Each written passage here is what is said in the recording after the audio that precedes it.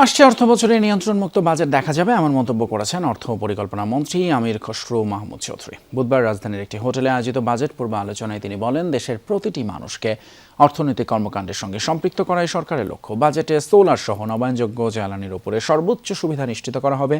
অর্থনীতির সুফল যেন কেবল একটি গোষ্ঠীর মধ্যে সীমাবদ্ধ না থেকে সবার কাছে পৌঁছায়, সেই বিষয়ে গুরুত্ব আরোপ করেন। এ সময় তিনি বলেন, কারিগর, শ্রমিক, ক্ষুদ্র পেশাজীবী এবং প্রান্তিক জনগোষ্ঠীর জন্য আরও কার্যকর অর্থনৈতিক সুযোগ তৈরি করতে হবে।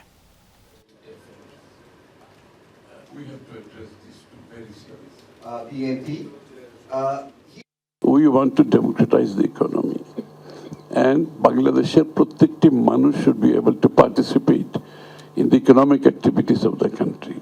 Everybody should have a fair go at economic to participate in the economy, and also এটার বেনিফিট, অর্থনীতির বেনিফিট বাংলাদেশের মানুষের কাছে যেতে হবে, শুধুমাত্র কিছু লোকের কাছে না, সব মানুষের কাছে যেতে হবে।